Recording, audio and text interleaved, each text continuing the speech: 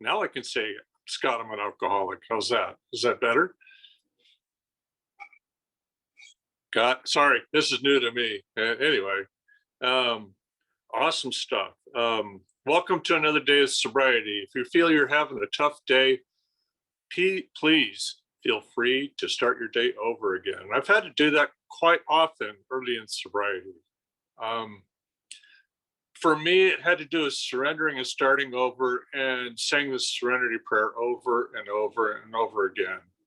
And, you know, what a blessing that was, that first tool that I got from Alcoholics Anonymous. And the other one is I only have to do this one day at a time. And when I was listening to all the young adults announce how many days they had, and there's an awful lot of people having days in this meeting, and that's humbling. Because I've got a little bit of time, and fortunately I was able to go to lots of meetings and maintain my sobriety over this past pandemic. It's been pretty tough on a lot of people, and we're coming out the other side, and I'm very grateful for that. And I'm grateful for alcohol too. Seriously, I'm grateful for alcohol. Alcohol beat me up enough to get me back into the rooms of Alcoholics Anonymous. The other stuff didn't do that. I started and I ended with alcohol, and I did everything else in between.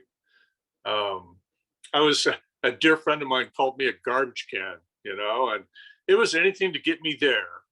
Wherever there was, I just didn't want to be here. I wanted to be there. And over the 25 or 30 years of partying, I probably got there maybe 5 times. And the rest of the times I would be going beyond there, and that was always the case, and I didn't understand why I went there. I mean, that far there.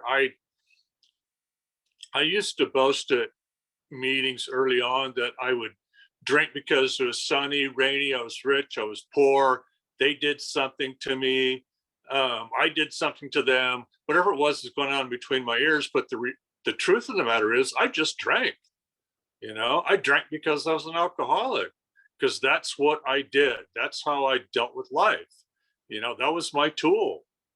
And as a child, I was raised a Catholic, and in Catholicism they have the same tools. It just wasn't in a language I could understand until I arrived at Alcoholics Anonymous, and you guys started speaking a language that I could understand. And I'm a retread. I mean, I came in, or I was exposed to Alcoholics Anonymous after testing dirty at work, and so I got 30 days on the beach, which means that it was a 30-day outpatient rehab down in Concord. And this is Concord, California. Most of my sobriety has been in the San Francisco Bay Area, and then I moved up here to Central Oregon. But anyway, I got my first taste of a pink cloud during that 30-day program, but I wasn't ready yet. And I understand it now. I wasn't ready for this huge gift that's been given me. And you know what? If I understood how big it was at the beginning, it probably would have scared the hell out of me, because it's just what keeps getting better and better and better. There's a part in the promises that talks about we will be amazed before we're halfway through, and I'm still being amazed, and I think that's a huge gift too. My mind is not closed to new ideas. This program is something that's really opened up my mind to many, many, many different aspects of life and the human condition, which I feel as though is a wonderful thing. Learning to love myself and understanding that I'm human, and understanding that I can't get any better than human, and that I can become a better human in the process.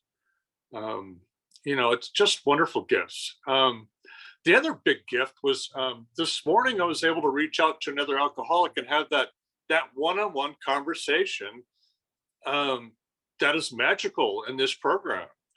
Um, we were talking about our children and the uh, the challenges in raising teenagers, um, and what a gift that is, and what an opportunity it is for me as a sober adult to grow along with my kids, and to also um, be a witness to God's grace while it's happening in front of me, because they're going to have their struggles too, just like I did.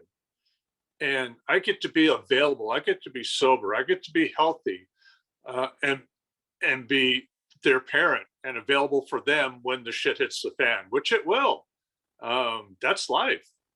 We get to do life on life's terms here. Um, and anyway,